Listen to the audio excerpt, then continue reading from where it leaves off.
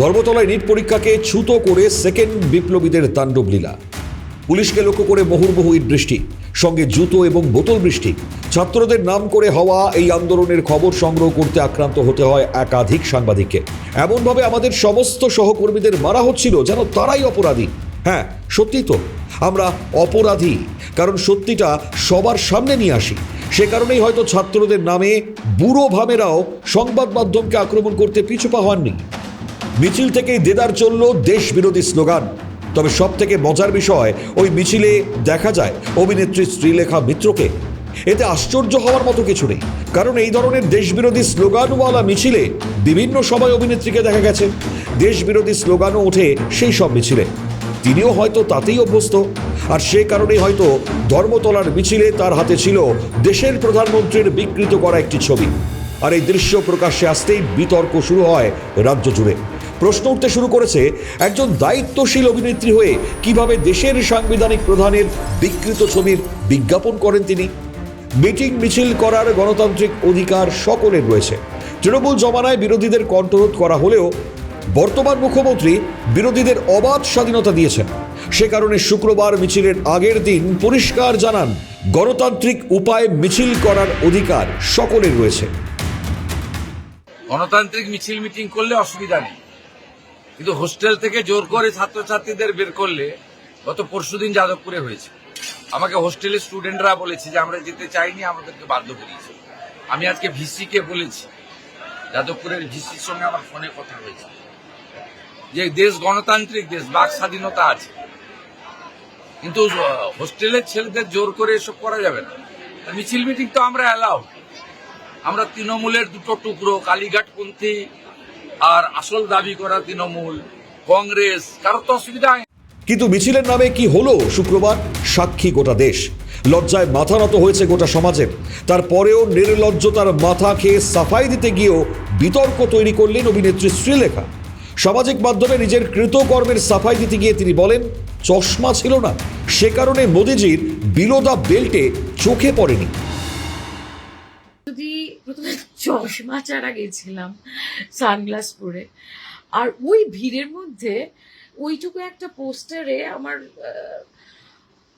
মোদিজির below the বেল্টের দিকে আমার চোখটা যায়নি। কি করবো বলুন তো? অভিনেত্রীর এই মন্তব্য কতটা নিম্ন মানসিকতার পরিচয় বহন করলো তা হয়তো বলার অপেক্ষা রাখে না।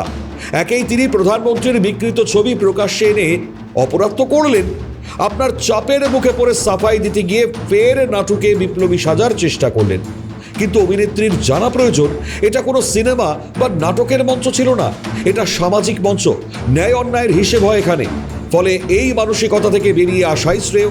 যদিও তিনি কতখানি বেরিয়ে আসবেন তা নিয়ে প্রশ্ন থেকেই যাচ্ছে, কারণ বিজেপি নেতা সপ্তর্ষি চৌধুরী সামাজিক মাধ্যমে একটি পোস্ট করেন। সেখানে পরিষ্কার দেখা যাচ্ছে শ্রীলেখা আস্ফালনের সুরে বলছেন তাকে গ্রেপ্তার করা হলে আবার নাকি আন্দোলন হবে। এর উত্তরে বিজেপি নেতা জানান, আন্দোলন হবে নাকি জানি না, তবে আন্দোলিত হবে। উনাকে অ্যারেস্ট করলে নাকি আন্দোলন হবে? আমাকে যদি অ্যারেস্ট করার ইচ্ছা হয় করবেন, আমাকে ফাঁসিতে চড়ানোর ইচ্ছা হয় চড়াবেন, আবার একটা আন্দোলন হবে। আই এম শিওর আর একটা আন্দোলন হবে। ম্যাডাম, গ্যারেন্টি নিয়ে বলছি, আন্দোলন হবে কিনা জানি না, তবে আন্দোলিত হবে। অপেক্ষায় রইলাম সেই এপিসোড দেখার জন্য। ভালো থাকবেন। ইতিমধ্যেই শ্রীলেখার এই কর্মকাণ্ড নিয়ে আনন্দপুর থানায় অভিযোগ দায়ের বিজেপি নেত্রী কেয়া ঘোষের। অভিনেত্রীর গ্রেপ্তারের দাবিতে সরব কেয়া ঘোষ। প্রধানমন্ত্রীর প্রতি অভিনেত্রীর এই আচরণে তিনি মানসিকভাবে আহত হয়েছেন বলেই জানান বিজেপি নেত্রী। হাতে এমনভাবে গর্বিতভাবে তুলে ধরেছিলেন যেন সেটা একটা উনি ফিল্মফেয়ার পুরস্কার পেয়েছেন বা একটা নোবেল পুরস্কার পেয়েছেন।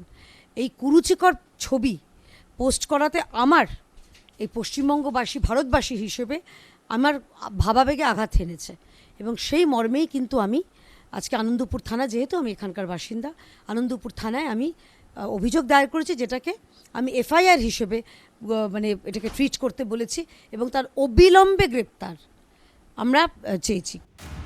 তৃণমূল জমানায় এই ধরনের আচরণ করে হয়তো ছাড় পেয়েছেন শ্রীলেখা দেবী, কিন্তু বর্তমান সরকারের আমলে দেশবিরোধী স্লোগান দিয়ে কেউ ছাড় পাবে না, তা হয়তো হারে হারে টের পাচ্ছেন দুর্বৃত্তরা। ইতিমধ্যেই গুন্ডা দমন আইনে মামলা শুরু করেছে পুলিশ। মুখ্যমন্ত্রীর সৌজন্যতাকে যদি কেউ দুর্বলতা ভেবে ফেলে তাহলে তাদের জানা উচিত এটা বিজেপির সরকার। গণতান্ত্রিক কাজকে যেমন স্বাগত জানাতে দ্বিধা করছে না বিজেপি সরকার, তেমনই দেশবিরোধী কার্যকলাপ কিভাবে শক্ত হাতে মোকাবিলা করতে হয় তা ভালোই জানে নয়া সরকার।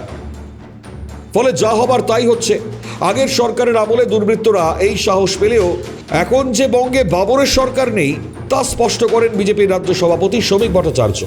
তিনি বলেন, দেশবিরোধী স্লোগান দিলে খুব মার মারবে পুলিশ, এমন পরিস্থিতি হবে হাসপাতাল হয়ে বাড়ি ফিরতে হবে।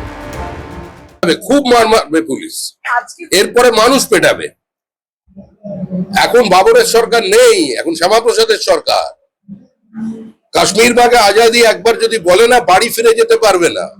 এখনো পর্যন্ত আমরা কিছু করিনি, মানুষও চুপ করে আছে। পুলিশের উপর দায়িত্ব দেওয়া আছে, পুলিশ আইন শৃঙ্খলা দেখবে, কিন্তু পুলিশের কাছে আমাদের আহ্বান, অন্যান্য সমস্ত বিষয়ে মানবাধিকার কমিশনের শুনবেন। গুলি টুলি চালাতে হলে আকাশে চালাবেন, বুকের দিকে চালাবেন না, এত হৃদয়ের সঙ্গে যোগাযোগ স্থাপন করবেন না, ট্রিগার হ্যাপি হয়ে যাবেন না, এগুলো তো ঠিক আছে।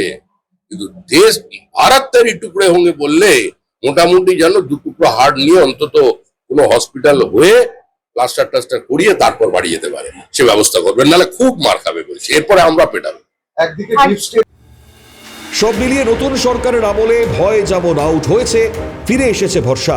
তেমনই বঙ্গে নৈরাজ্যকারী দুর্বৃত্তদেরও যে ঠাঁই হবে না তা কার্যত স্পষ্ট হচ্ছে। তারপরে শ্রীলেখা মিত্রের আস্ফালন দেখে কবির ভাষায় বলতেই হয়, কারে দিব দোষ বন্ধু, কারে দিব দোষ, বৃথা করো আস্ফালন, বৃথা করো রোষ। ক্যালকাটা নিউজ।